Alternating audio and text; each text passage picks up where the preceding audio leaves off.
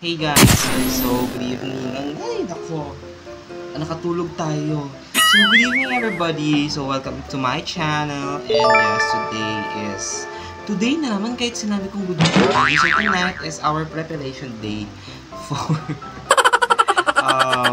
we're going to Boracay bukas. And yes, hindi pa ako nakakapag-prepare kasi as you can see here, yung mga, may mapapansin sa ilalim itong part, may makita mga hangir dyan. Ayan yung mga damit na dadalhin ko. Aside dun sa ibang mga damit na nasa maleta na, Diyos ko po ate, may yung mga damit ko dito na hindi ko pa nailalagay sa damit is nasa maleta pa, hindi ko pa siya naaayos. So, ayun, kailangan ko ulit silang i-arrange kasi ako ay aalis ulit. So, sakay na naman aeroplano. Aeroplano na naman. Yun, so thank you so much kay Miss A for this wonderful trip. So second time ko na ngayon sa Boracay kung pupunta ngayon ako. Pupunta naman talaga. So hindi ko nakakapag-chat sa mga bading dahil wala kami internet dito. Nawawala kami ng internet. So ayun, feeling ko ang dami nilang message. Tad-tad na ako ng message sa kanila. So ayun, so pasensya na at nawawala kami ng internet. So chinarge ko din yung iba pati yung mga power banks and also yung aking mga needs for tomorrow.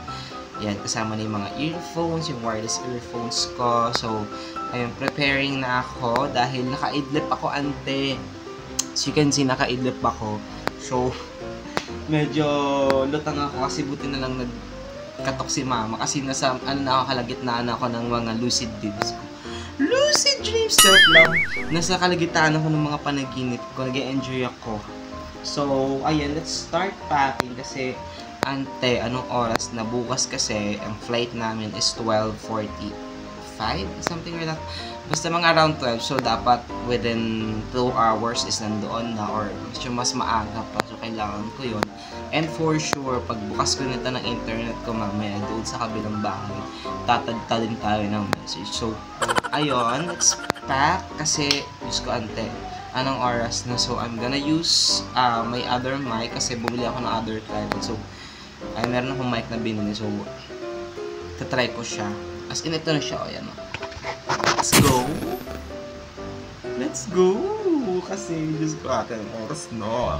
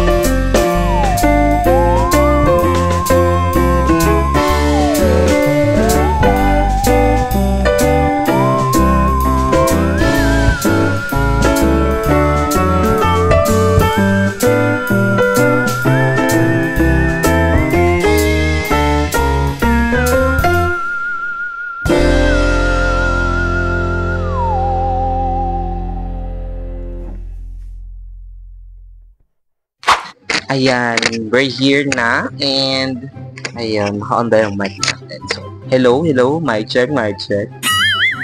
So, ayan, nandito tayo ngayon. And as you can see, may rice cooker sa baba. Hindi ko pa nailagay ng maayos sa taas.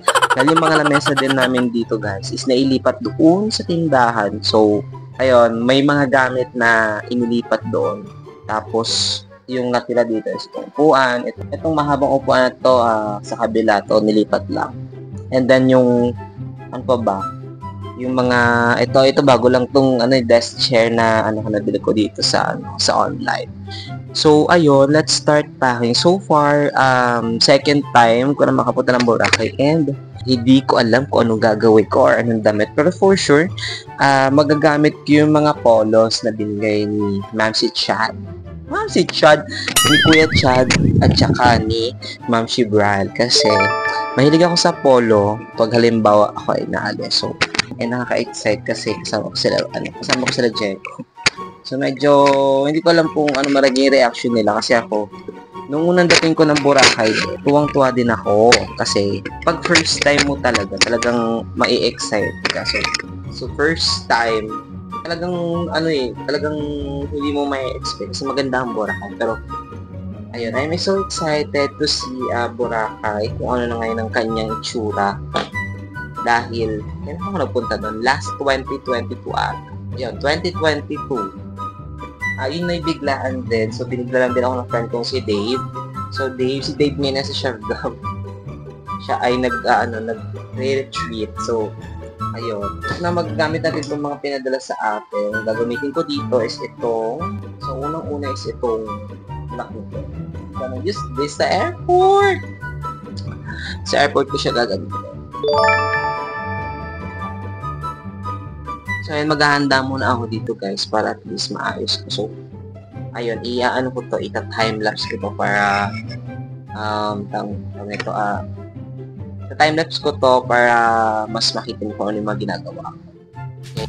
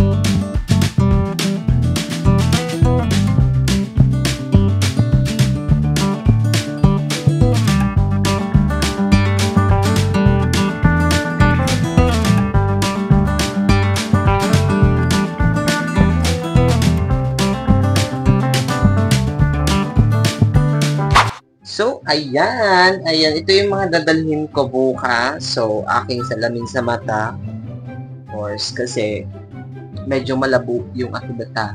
Tsaka sunglass na din to at the same time. Tapos yung mga wires ko. Also yung lagayan ko ng other mic. And kasama yung wireless earphone ko. Ito yung ginagamit. Ito yung earphone na dinadala ko once na nag-edit ako. Kasi mas capable siya kapag ine-edit. Tapos pabango, hindi ko nabibitbitin yung pabango nila Jessica. Itong pabango ng ate ko. Tapos mabango din to. Galing siya ng ibang bansa. Ng Saudi. Tapos yung mic. Mic.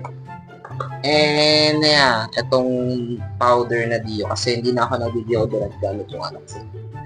Hindi ko siya nabet. Tapos parang medyo masakit na sa Tapos couple of jewelries. Ayan. Yung nabili ko sa Thailand. Dadalhin ko sa Pero ito ay hindi ko siya gagamitin kapag maliligo. Ang gagamitin ko is yung yung nabili ko sa sa Thailand tuloy. Yung nabili ko sa Puka Beach na nagbora din ako. Yung parang may pearl siya. Parang tawag doon is Puka Shell. Kasi ginagamit siya panglagay sa yung pendant. So, yung pendant niya is gawa sa Puka Shell. So, ayun, sana puntahan namin yung Puka Beach kasi maganda din ang Puka Beach. So, meron din yung mga nag-crystal kayak. So, hindi ako nag-crystal kayak na first time ko nandun, pero let's try. And also, itong aking other na nabili ko na mic, tsaka ilaw. So, ito, ginagamit ko yung tripod now, pero ito is lights. So, nag-invest tayo ng mga ganito. Itong lights na to, and also itong malaking mic is for indoor. So, madalas gagamitin ko siya pag halimbawa ay ako ay mag-vlog sa loob ng bar, sit down. And lastly, hindi rin mawawala ang dalawang wireless earphone. So, itong isa and this one. So, dyan. Ito din. So, ginagamit ko naman to kapag halimbawa nasa biyahe or wag may mga lakad, yung pagpaalis or di ka kapag mga off-cam video, di ka kapag gusto ko lang mag sound trip. So, yan siya. Kasama to siya sa mga dadalhin din. So, dito ko siya ilalagay sa ating bag. Ayan.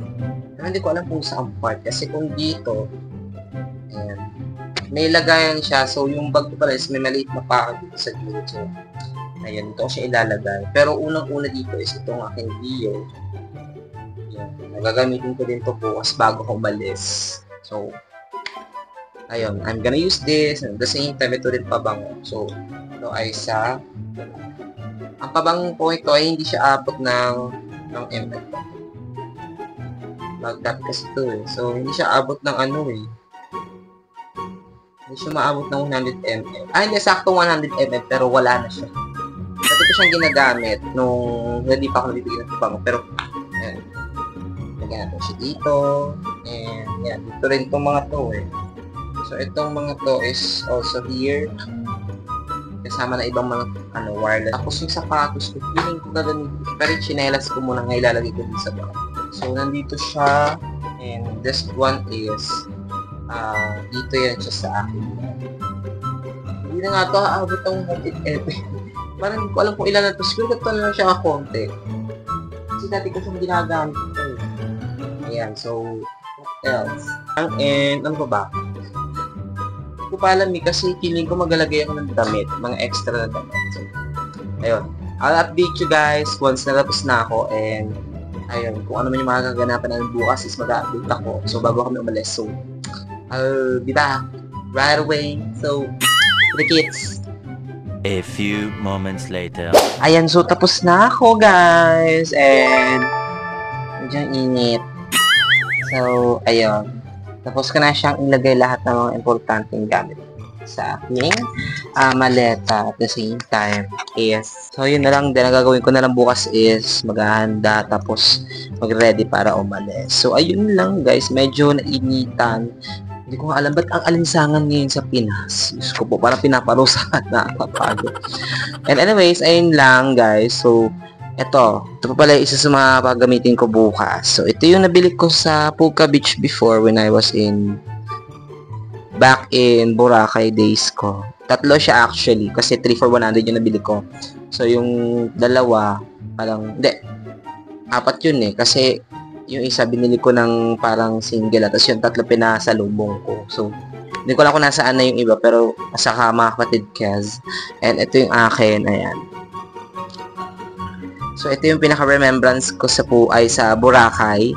And itong tattoo na to. So, nagpatattoo ako doon para sabi ko kasi kapag halimbawa pupunta ako ng Boracay, make sure na meron ako may iwang remembrance or parang may souvenir ako para at least babalikan ko. So, ayun. Balik nga. And tomorrow ang alis. So, this one is, I'm gonna use this pag nandun na. At the same time, magagamit ko na ulit siya. So, hindi lang ako nakapaghanda sa katawan kasi yung katawan ko po is mataba pa. So, sayang. So, tomorrow, magkita-kita tayo sa airport. So, yan, I'll update you. Or should I say, tomorrow, we're gonna go for another vlog na lang din. And at the same time, pahinga muna ako this time kasi anong oras na. So, nakatulog ako kaya pero naputol lang dahil nga kailangan ko din talaga ng video kasi para sa preparation for Boracay. And, ayun. As of now, mapapahinga muna ako and yun, I'll update you or kita-kits tayo sa airport bukas. So, this vlog will ended right now. So, ayun, I'm going to end this vlog. Kasi may nagpupilit ka mag-English, hindi, I'm going to end this vlog na kasi para bukas may bagong chapter ulit. So, another daily upload and ayun, kita-kits tayo bukas. See you in Boracay!